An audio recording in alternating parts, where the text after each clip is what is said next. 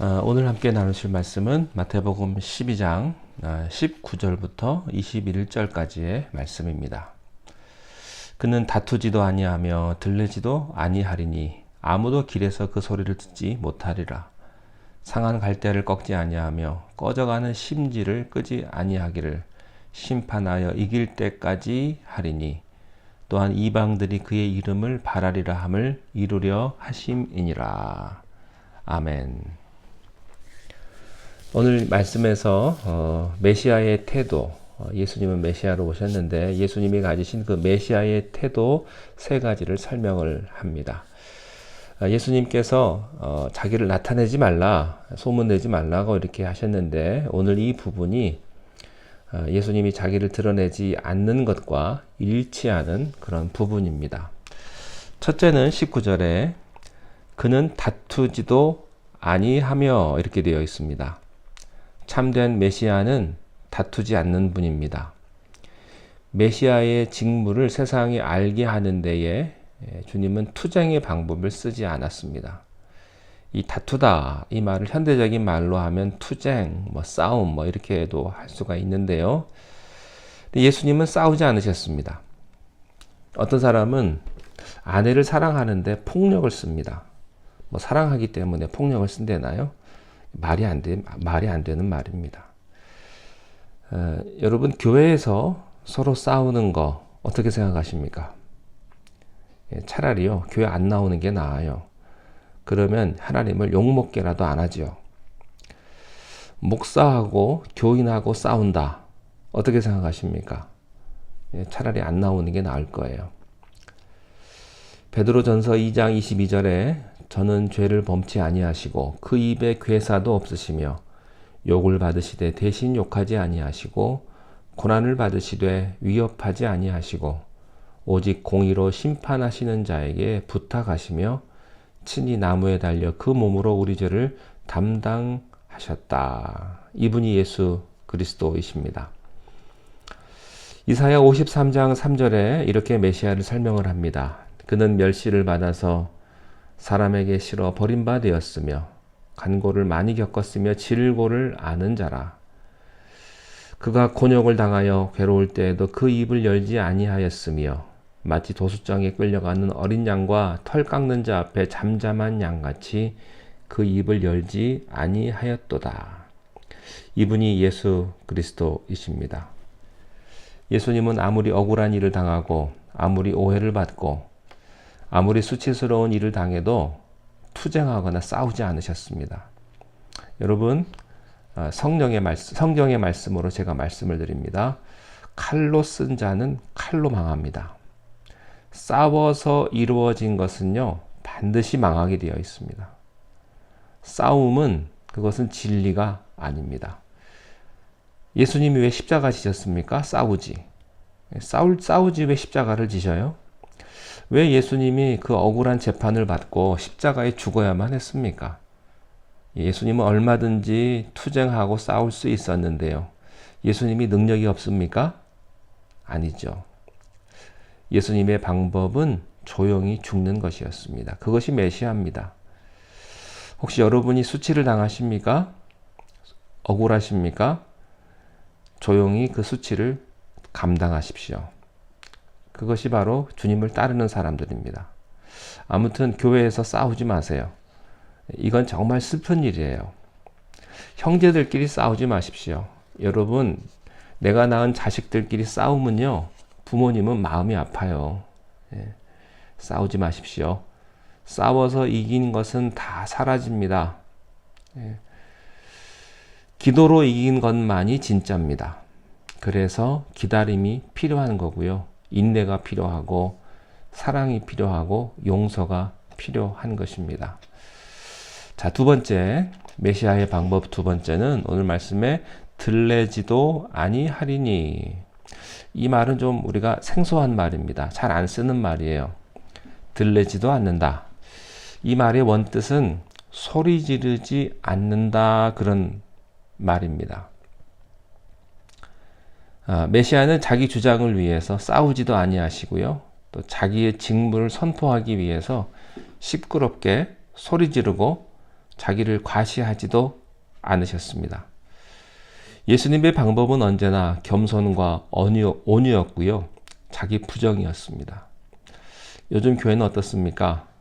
교회가 굉장히 선전도 하고 어디 목회자 광고할 때 보면 신유의 종이다, 은사의 종이다, 하나님의 놀라우신 선지자 같이 그렇게 이상한 말들을 많이 써요.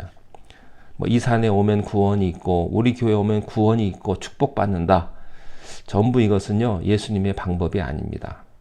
자기를 과대 선전하고 우리 교회가 제일 큰 교회다. 우리 교회가 예배당이 제일 크다. 교인 수가 대한민국에서 제일 많다. 여러분 이것은요 비성경적인 발상입니다. 메시아적인 발상이 아니에요. 예수님은 자기를 숨기셨습니다. 소리 지르지 않으셨고요. 자기 과장하지 않으셨고요. 허세를 부르지 않았습니다. 우리들은요 얼마나 허세를 부리는지 몰라요. 교회가 얼마나 허세를 부리는지 모릅니다. 오늘 사람들은요 허세를 부리고 교만하고 얼마나 잘났는지 모릅니다. 교회가요 다 세상 따라갑니다. 그런데 메시아는 소리를 지르지 않았습니다.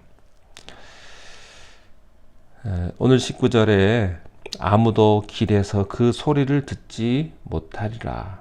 예수님의 소리를 아무도 듣지 못했습니다. 그러나 2000년이 지난 지금 우리는 그분의 소리를 듣고 있습니다. 자, 세 번째 메시아의 방법은요. 20절에 클라이막스가 나옵니다. 20절에 상한 갈대를 꺾지 아니하며 꺼져가는 심지를 끄지 아니하기를 심판하여 이길 때까지 하리니. 메시아의 방법은 싸움도 아니요, 소리 지름도 아니요, 자기 선전도 아니요, 세 번째 긍휼입니다. 메시아의 방법은요, 용서와 긍휼과 자비입니다. 상한 갈대를 꺾지 아니하시고 꺼져가는 심지를 끄지 아니하는 것이 예수님의 마음입니다. 자, 여기서요, 상한 갈대, 꺼져가는 심지를 좀 설명을 좀 해야 될 것 같습니다. 인간이란 상한 갈대입니다. 인간의 본질이란 꺼져가는 심지와 같은 존재입니다. 이렇게 정의할 수가 있어요. 어떤 사람은요, 인간은 사람을 생각하는 갈대라고 이렇게 이야기를 했는데 아닙니다. 인간은 생각하는 갈대가 아니고 상한 갈대입니다. 다 상처를 받아서요, 병들어 죽게 된 것이 인간의 본질입니다. 고대에 있어서는요, 이 갈대는 굉장히 유용한 물건이었어요. 건물에도 많이 사용됐고 여러 가지 면에서 갈대가 많이 사용이 되었습니다. 현대 우리 시대에도요, 갈대가 많이 사용이 돼요. 꽃꽂이 할 때도 쓰니까요. 그런데 그 당시에 갈대란 그 양들을 모으기 위해서 피리를 만들었습니다. 우리식으로 하면 보리피리 같은 것입니다. 갈대로 만든 피리를 불면 양떼들이 모이고 흩어지는 거예요. 그런데 그 갈대가 꺾어지면 피리를 못 만듭니다. 버려야 합니다. 인간이란 바로 이 꺾어진 갈대와 같은 것이다. 마음의 상처를 입고 그 영혼이 갈기갈기 상처난 영혼. 그래서 더 이상 꿈도 없고 행복과 이상을 노래할 수 없는 병든 영혼입니다. 그것이 인간의 실존입니다. 죽음으로 향하는 영혼. 마지막 숨을 헐떡거리면서 더 이상 방법이 없이 오늘 밤에 숨을 거둘 수밖에 없는, 간신히 호흡만 연장하고 있는 그런 존재가 바로 인간이죠. 성경은 인간을 이렇게 묘사하고 있습니다. 자, 두 번째는요, 꺼져가는 심지입니다. 등불이 있어요. 등불에는 기름이 있고요, 심지가 있습니다. 기름이 있을 때는 심지가 활활 타죠. 그리고 어두움을 몰아냅니다. 근데 기름을 다 썼습니다. 기름이 없어지면 그 다음에 심지가 타기 시작을 합니다. 기름 없는 심지는 종이 휴지에 불과한 거죠. 그래서 그 심지가 다 타들어 갑니다. 새카맣게 타버립니다. 심지가 다 타버리면요, 아무리 기름을 부어도 타지 않아요. 새 심지로 바꾸어야 합니다. 인생이란 뭐냐? 기름이 다 떨어져서 심지만 남았는데 그 심지도 불에 다 끌려가지고 새카맣게 돼서 이제는 마지막 불똥 몇 개만 남은, 그래서 그 마지막 불똥이 깜빡깜빡하는 그런 것이다 하는 거예요. 오늘 성경이 인생을 그렇게 묘사합니다. 인생은 다 타버린 심지에 불똥이 몇 개 남아서 깜빡거리는 그 모습과 같은 것이다. 이제는 그 마지막 순간을 기다리는 수밖에 없는 그런 것이다 하는 거예요. 과거에는 화려하게 살았습니다.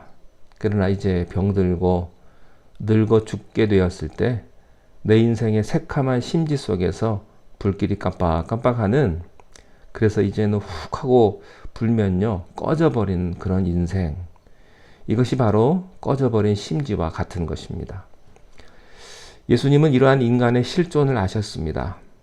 그러나 예수님은요 그저 훅 하고 불면 다 꺼져버릴 그런 마지막 심지를 주님은 끄지 아니하신다.